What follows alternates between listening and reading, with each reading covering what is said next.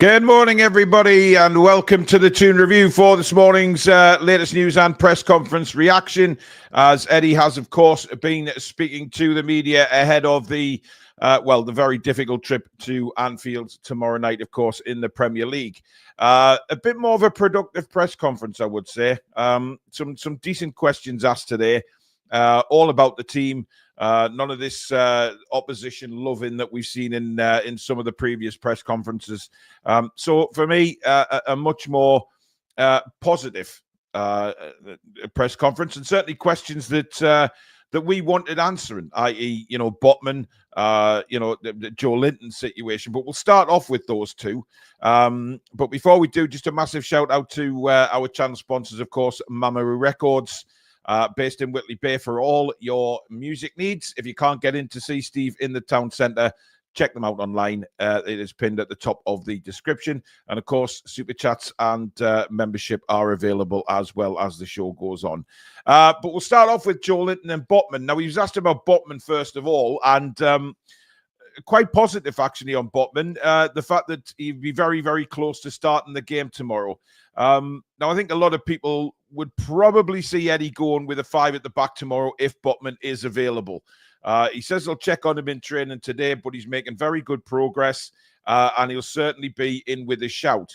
Now, whether that's to be on the bench or whether it's to start, there was no confirmation on that, obviously, and certainly Eddie's not going to give anything away in his press conference, as we know, about starting players. But the big surprise for me was Joe Linton, because he was then asked further on where Joe Linton is, and he said he's very similar to Sven Botman in that he's pushing for a place, he's pushing for a start tomorrow night. Now, this is fantastic news for us because we've missed Joe Linton massively in the middle of the park.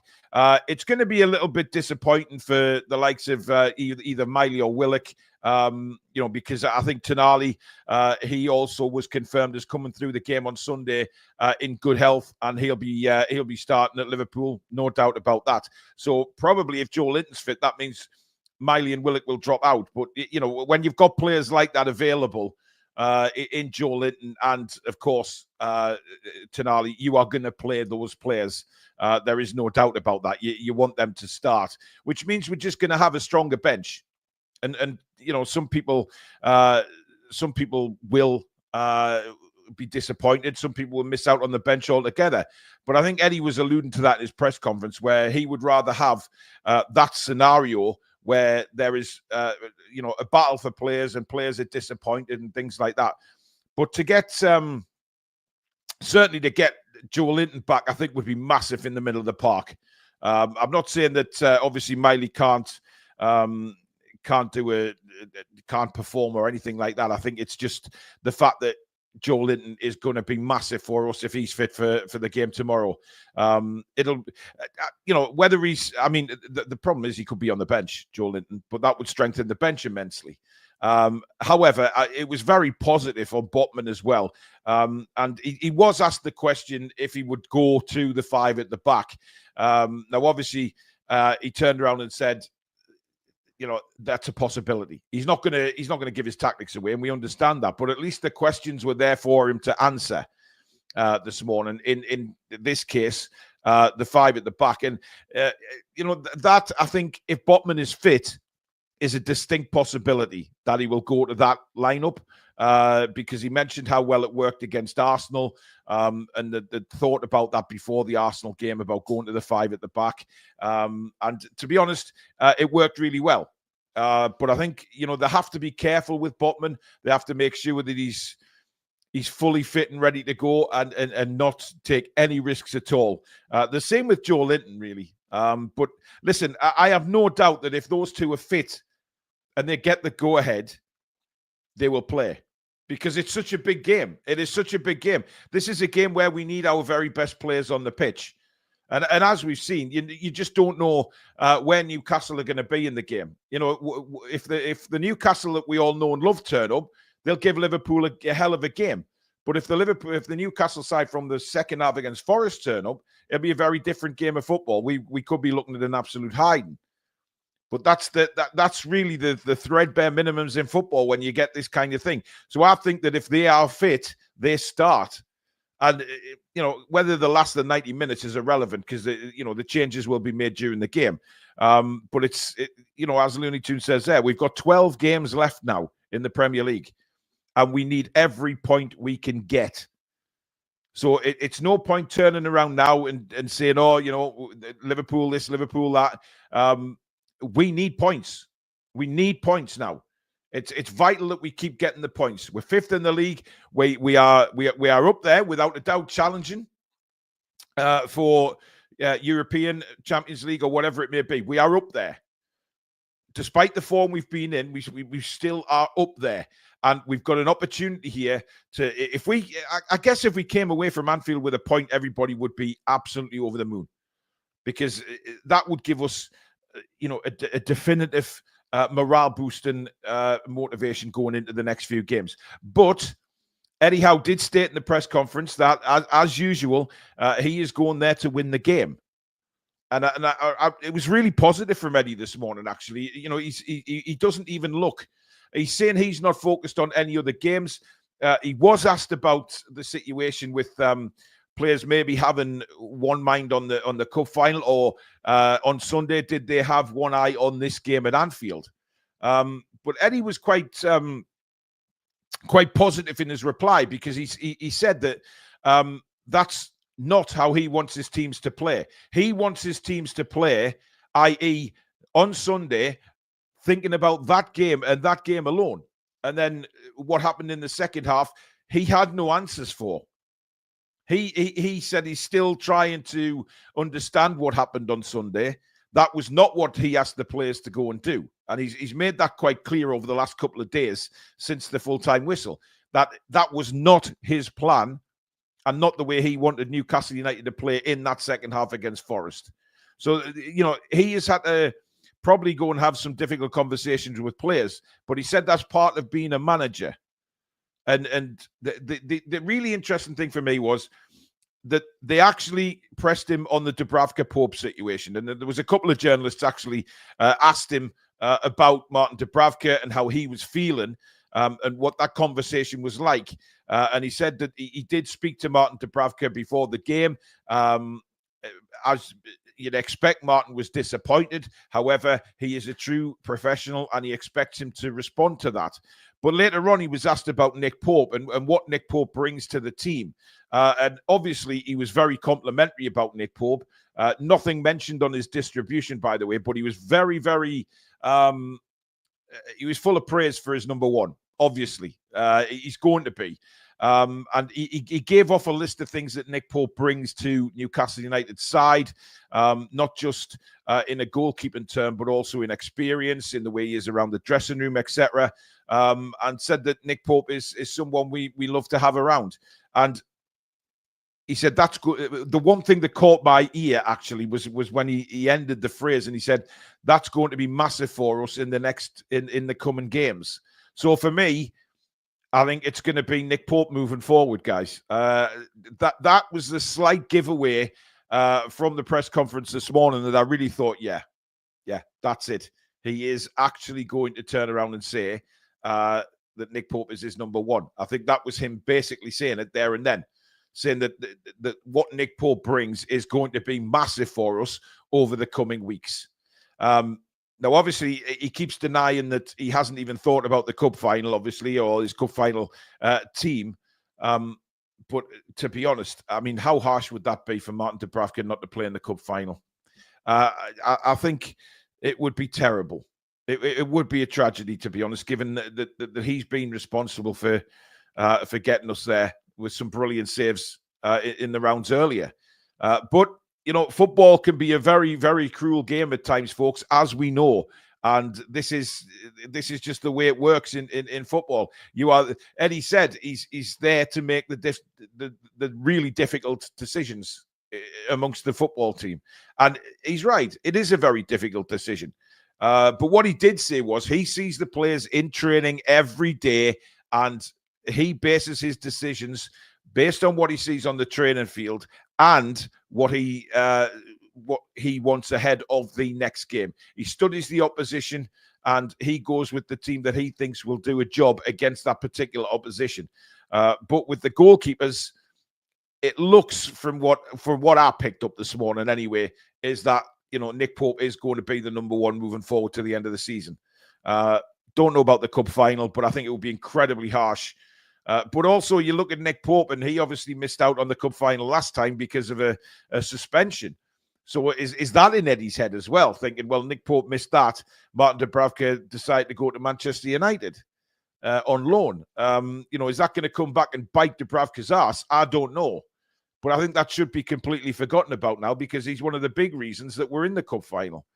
And of course, Liverpool will play their top side tomorrow night and in the cup final. But he was asked if tomorrow night's game has any bearing on the cup final, and he was quick to dismiss that. And I think he's right to do that, because the Premier League is very different from the cup final. The cup final is that one-off game that you just never know what might happen. It's bread and butter tomorrow night in the Premier League. And Liverpool, of course, 11 points clear, absolutely flying right now in the Premier League. Big opportunities for them to go further ahead. But it's up to us. It's up to us as a team to go there and really, really push them. And Eddie was asked, what will it take tomorrow to get something from the game? And Eddie said a perfect performance. He didn't elaborate on what a perfect performance is or what that could be, but he did say a perfect performance. And I'm not sure when the last time we saw a perfect performance from Newcastle United. Certainly maybe the Carabao Cup semi-finals. They were very good performances, but an absolute perfect performance, I'm not so sure when we actually saw that. And it's a big ask for the players, especially, this consistency, which did come up in the press conference as well. What is the problem with the consistency? And Eddie then elaborated to say, well, we've won 13 and 16. He said, I'll be perfectly happy to go for the rest of the season and do that again, win 13 out of 16 games. And I think that's right. I really do think that's right. If we go on another run, or we get another 13 wins out of 16 games, that is going to put us in a hell of a position. But what he did say was he knows there's a problem there. And that's what he and his coaching staff, as well as the players, have to work out. Why is there a mental switch off? Because he said that certainly on Sunday afternoon, he was very surprised. He didn't quite understand what had happened, and he's still trying to work that out with the players. It was just a complete mental breakdown. We just took our eye off the pedal, and that annoyed Eddie Howe. And I'm sure behind the scenes he's let that be quite clear to the players, actually, that will not do. Newcastle United do not play like that and really get complacent and cocky and think that they've won the game, or have one eye on the next game. Because if you take one eye off that particular game you are playing, you will get your comeuppance. And we did in the second half, and we got the win. Obviously, we hung on. But if we hadn't scored 4 goals in the first half, it could have been very, very different. But we did, and we won the game. And I think that's what Eddie was really alluding to, that we still got the 3 points, but there is talking points, there is issues to work on, and it's a short turnaround for Liverpool. That's the problem. You don't get that amount of time to get the players on the training pitch and think, yeah, let's work on this. Let's make sure that we cutted everything out. And it's very difficult. Ricky Thomas with a super chat saying, do a poll tonight, Paul, Dubes or Pope. Yeah, we probably will be doing a poll tonight on the goalkeepers, just to see where everybody is. Trolls says, you can say things to the players, but if you don't bench those that were crap like Shea, then it's a waste of words, in my opinion. Well, it's funny because he was asked in the press conference saying that you now have to have this icy steel about, or icy attitude about you, to have the difficult decisions with certain players, which will probably make you sort of not very well liked. The question was a bit silly, really, because a manager's not there to be liked for a start. He's there to manage the football team. And he's there to make sure that football team will be at its peak for the next game. It's a manager's job. And Eddie said that. It's what he has to do as a manager. He has to have those difficult conversations. But what it is for the players themselves, they have to make sure that they respond. You know, it's no point sulking, because if you turn around and sulk, if you get dropped, if you sulk, you will not get back in the team. What Eddie wants to see is get your head down, work hard, and push for a place in the side and get your place back.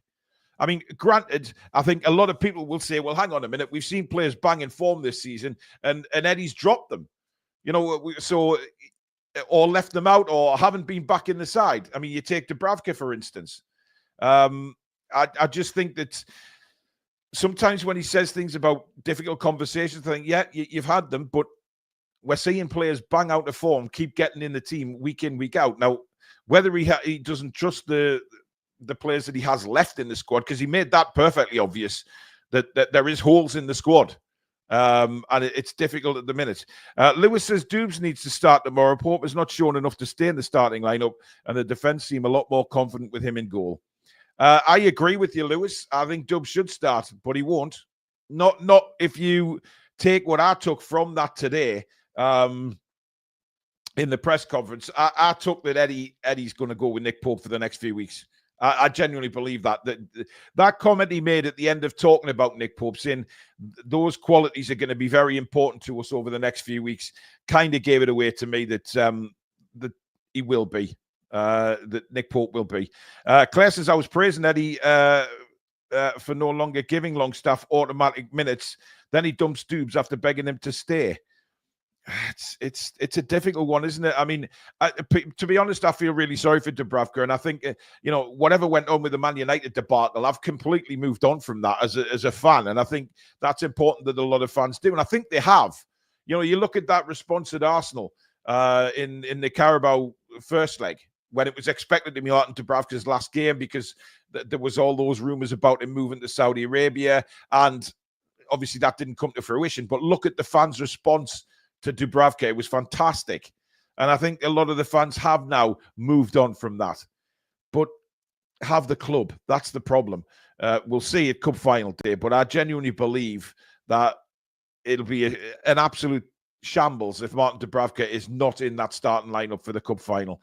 I think he should play at Liverpool tomorrow. I don't think he will, though. That's why, you know, saying that he was going to be very important for Nick Pope's contributions to be very important over the next few weeks. I think that's giving it away. Looney says you can't blame Dubes for 10 goals conceded. It was the defence mainly at fault. Yeah, absolutely. We know that is a problem centre-back, and that's why I do genuinely believe if Botman is fit tomorrow, he will go with a back five. And you know, he did get asked about Lewis Hall and his best game for a long time on Sunday, and then he's going against Mo Salah probably in the game on Wednesday. And Eddie said, well, it's a big thing for Lewis Hall if he plays. Now, he's obviously going to say that because he's not going to give his team away. But Lewis Hall is going to have to go against Mohamed Salah probably on Wednesday, and that is going to be a huge ask for Lewis Hall. But it will be an indication of where, you know, Lewis Hall is in his career. But, you know, we know that Mo Salah can beat any defender in the world. So don't go mental if Lewis Hall loses a couple of challenges with Mo Salah, because Salah is capable of incredible stuff. But let's just hope he keeps him quiet. He was then asked about the Virgil van Dijk comment about making Anfield as hostile as possible. And to be honest, I don't think that matters to Newcastle United. You know, and it was alluded to back a couple of years ago where Newcastle lost the game. I think if you remember that one, where we were booed off by the Liverpool fans for dark arts or whatever it was back then. Eddie seemed to just brush that away. Said, well, it's not really a major issue. Now, look, I've been to Anfield a couple of times, and I have to say, you know, the atmosphere when the players come out and you never walk alone is you know, it's spine tingling. It really is. But the atmosphere at Anfield does dwindle if things aren't going their way. It goes very quiet, as it does at St James's Park.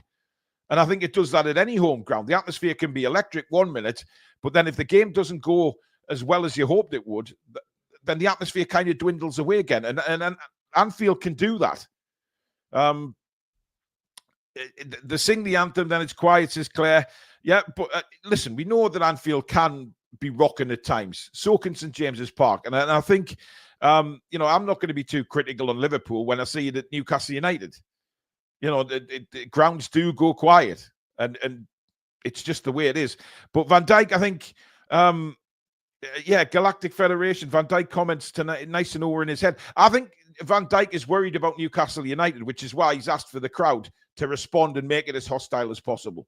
Because if Liverpool get a good start, then it's a different game. But if we get the good start and we push Liverpool, then it becomes a bit rocky. And that's where I think Van Dijk is asking for that kind of support from the fans to make it as hostile as possible. We know that, under the lights at St James's Park, in big cup competitions, look at the Champions League last season, how hostile we made St James's Park, certainly against PSG. And, the likes of Mbappe and that didn't want to know. They didn't want to get involved. We just completely played them off the park. And I think that is why Van Dijk's asked the fans to do that.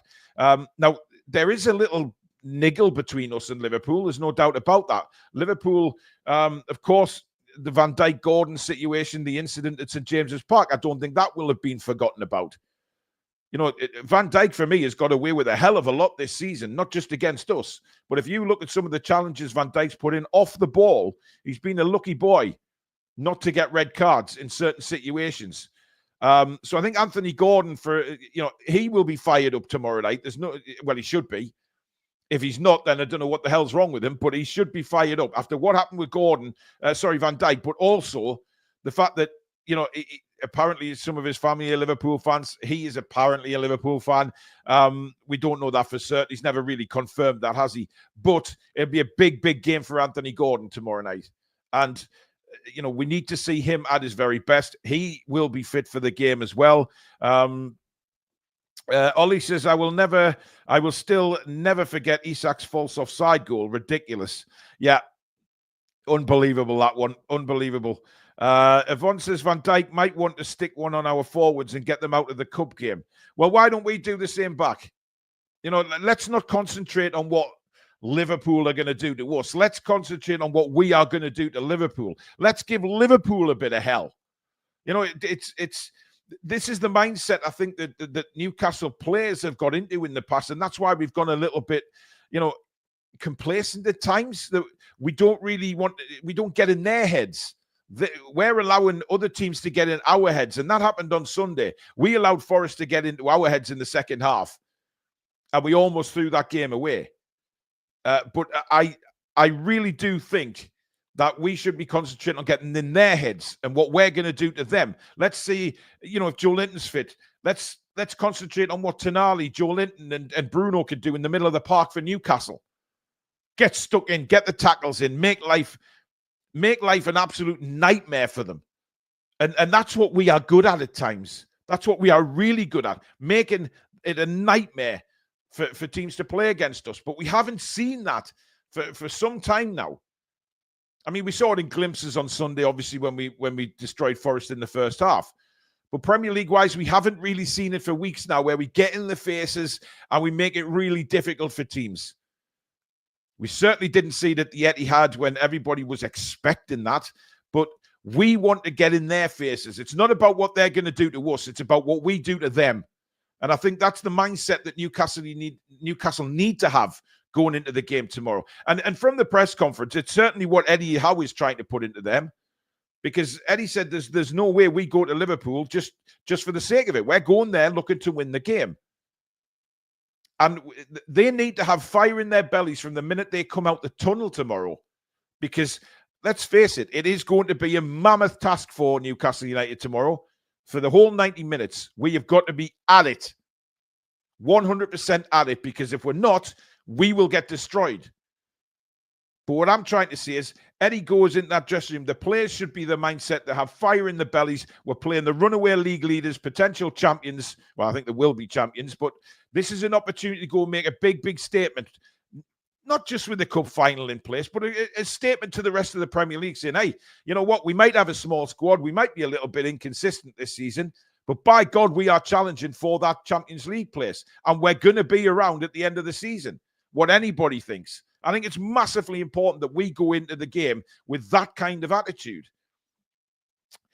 Keith Truscott with a super chat. He says, I don't think we can get something from this game, but every player that puts that shirt on has to utterly turn up and be the Newcastle of old. I'll be happy for a draw at the very least. Yeah, and again, I mean, it's one of these, you know, if we do go down and we lose the game, go down fighting.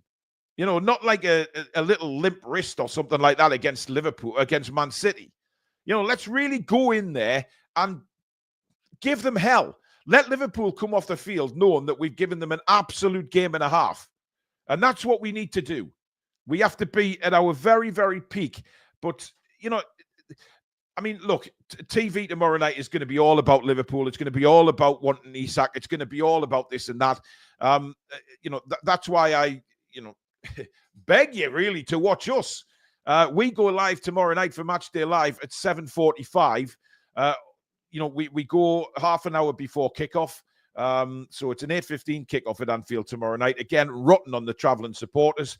That's just the way it is these days, unfortunately. We've got to go to the London Stadium again on a Monday night as well. So it's crazy. It's crazy. However, it's got to be mindset tomorrow. And mindset is the big thing. Because if we go into the game with the wrong attitude, then it doesn't happen.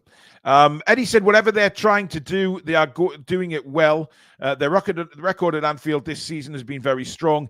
We have to be mentally very strong in this game. We have to have the strength to execute our game plan.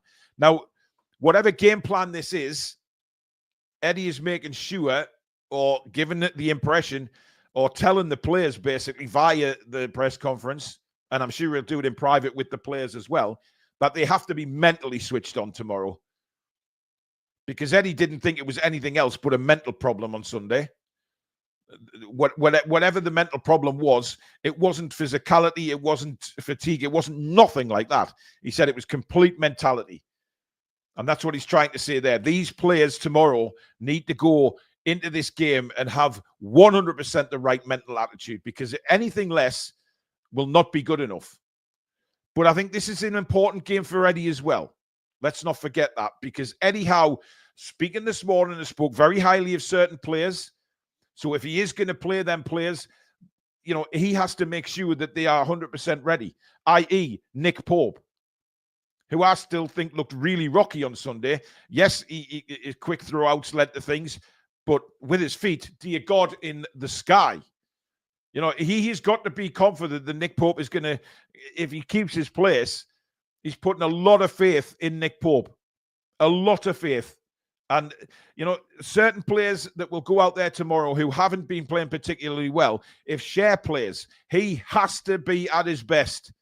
Because this lazy-arsed, mistake-ridden Cher that we've seen over the last few weeks, he will get totally pummeled tomorrow if he's not switched back on.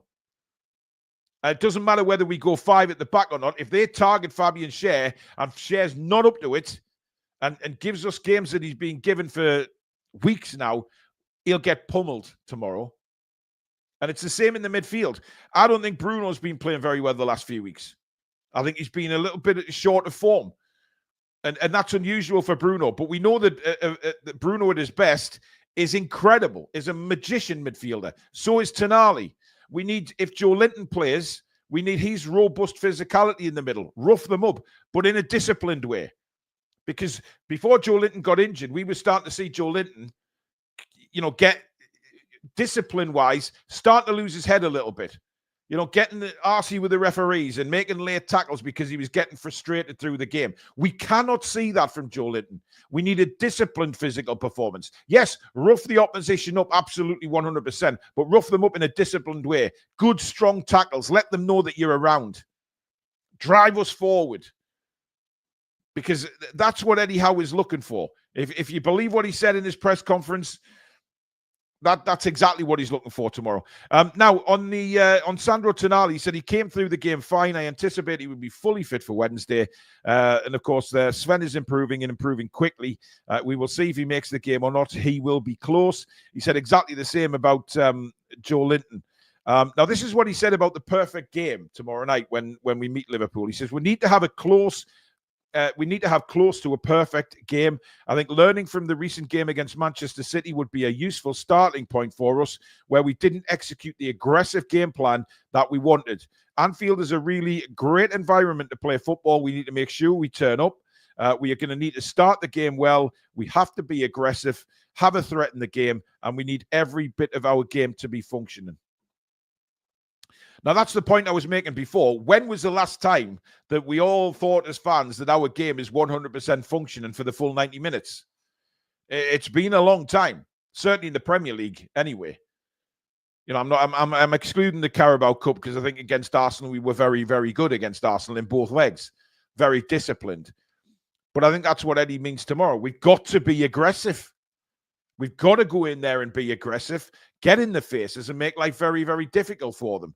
But we've also got to execute our game plan. I mean, literally, if you look back to the Manchester City game, there was no aggression from us at all. We barely laid a finger on them, never mind a punch. It was ridiculously poor. And, you know, Eddie's saying he wants lessons need to be learned. Let's hope they have been, because it's mental. It's mental how bad we were. Now, in the push for European places, he said it is very interesting and an interesting mix of teams. Some you'd expect to be there, some are having an outstanding season. I think just from our viewpoint, we're in the fighting for those places. So it's obviously the goal is to get into Europe. There's no doubt about that. And the Champions League is the pinnacle of it all. We know that as well. And Newcastle United, we cannot keep going the way we're going, giving sloppy goals away and expecting to then turn it around all the time. You know, giving the first goal away is something we've been terrible for in recent weeks. And sometimes, you know, you are not going to get back in the game giving that first goal away. He was delighted with the response on Sunday. But I think, to be honest, we were on top of the game from the word go there. And even though Forest scored, it didn't intervene with anything in our first half. We just went back at them and destroyed them. But Liverpool won't be like that. It'll be a very, very different game tomorrow. I'm intrigued to see what he does go with. If Botman is fit, does he go with the 5 at the back? I would predict that he does. Now, interestingly enough, he was asked about Yasser Al-Rumayyan's visit, the chairman, of course, and the meetings that have taken place and what had come out of those meetings. And obviously, Eddie wasn't going to go into that. That's a private thing between whoever was in those meetings. They're not going to come out in public yet. But certainly, we know from reporters that the stadium was one of the big things on the table. Now, Eddie said that he'd been in a few meetings and some that he wasn't in. Obviously, the ones that he wasn't in are probably nothing to do with the football inside of it. The ones that he was in would be to do with football, but the ones that he wasn't in would be to do with the stadium, etc., and the revenue and where they're going next and how they plan on doing it. You know, Eddie doesn't need to be involved in that. He's first team football manager. The new stadium, etc., is not in his remit. He doesn't have to be there. But he said they were very positive. He'd also spoken with the chairman on a one-to-one basis. And, he's in a very good place, the chairman. Very, very positive about the future of Newcastle United. Very committed to Newcastle United as well. So all these rumours about PIF getting bored with Newcastle and they'll just sell them. It's a crock of shit, guys. It really is. Eddie did say that, there is some fantastic plans for the future, but it won't happen overnight. And in the revenue side of things, he said Newcastle will be able to compete with the big boys in a couple of years. Obviously, he's talking about PSR issues and FFP, but in a couple of years, we should be in a position where we can then go at the big sides. And that's exciting, guys. That is exciting. And Eddie was very positive about that. And what's good to know is that the chairman himself is still very, very, very dedicated to Newcastle United. The PIF are dedicated to Newcastle United. They have huge plans for the football club. And maybe those plans for the football club can't quite come to fruition yet. Maybe, they didn't expect the hurdles that they've had to jump since they've taken over the football club.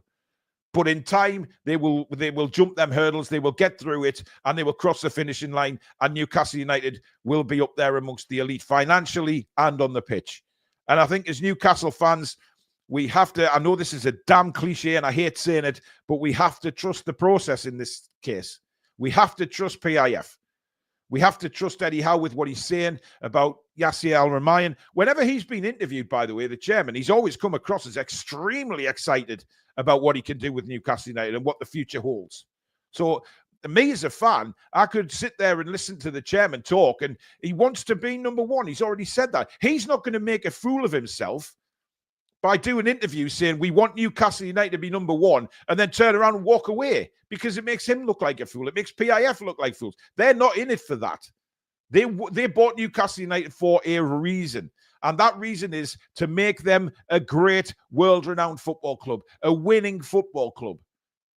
And we have to believe in them.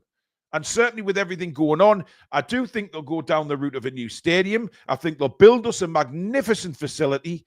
You know, we're talking about the training ground getting done. The new football ground itself will be incredible. The revenue that we will bring in from that football ground, the stuff around the ground itself, the jobs that will be created. You have to think of all the positives here. And yes, maybe it is a little slow getting there on the pitch at the moment. But it just seems like we can do a little bit this coming summer, not a great deal, but certainly spend some money improving the squad and building a squad. And then time after time after time, every transfer window, we will then see additions coming in because we have the revenue. Now, I don't know what's going to go on behind the scenes with all this Manchester City case, to be honest, because Newcastle United, it turns out, looked like they lost millions of pounds on the seller deal because they were denied that by the Premier League. And if they are going to take the Premier League to court to get that money, then, hey, the world's our oyster. It really is. And I think the fact that they're here, they're discussing the fantastic future plans for Newcastle United, how can you not, as a fan, how can you not be excited? It's there. And yes, look, we can criticize what we're seeing on the pitch at the minute, right? We can. Of course we can. And that's part of what we're here to do. But at the same time, the off-field the off-field growth of the club is extremely exciting. And do we as fans want to see that on the pitch? Absolutely we do. More than ever. And we have to start putting it right on the pitch, because to achieve that greatness, you have to have both. You have to have everything going right off the pitch, but you have to have a team that is competing on it. And, you know, we have to have that team competing now. And this is why it's such a big test at Liverpool tomorrow, folks. It's a huge test that we simply need to come through. Get something out of the game. But if we don't get anything out of the game, at least fight. At least fight. Put in a fight. Do something. Don't go down with a whimper like Manchester City, because that is not the Newcastle United anybody wants to see. We want to see them challenging completely. And if they're losing the game, sod it. Get on with it. Don't drop your heads. Keep working. You just never know what might happen. That's the attitude I want to see tomorrow anyway. But listen, it's going to be an absolutely huge game of football at Anfield tomorrow. But we are back tonight, guys. We're back at 7 o'clock for the match preview. Certainly me, Sam, and Alex will be on. Billy is just sorting out his health again, but he's not bad, guy. He's just the infections come back that he had, so he's fighting that at the minute. So hopefully, he says he might be back tonight, but if not, he'll be back with me for Match Day Live tomorrow. But 7 o'clock, don't miss it. We'll take a closer look at the game. We'll discuss the possible lineups from both sides, and then of course give you our score predictions. So a very exciting show tonight at 7 o'clock. Thank you very much for watching, everybody. Please do give it a like if you've enjoyed the show. And of course, if you're new and you like what you see, why not subscribe? It is free to do so. And make sure you hit that bell so you never miss an upload or a live show in the future. Come and join this fantastic community that we have on the Toon Review. Rapidly growing channel. Please come and be part of it. But thank you very much. Enjoy the rest of your day, folks, and we'll see you back at 7 o'clock. In the meantime, take care, folks. Come back and check out some green.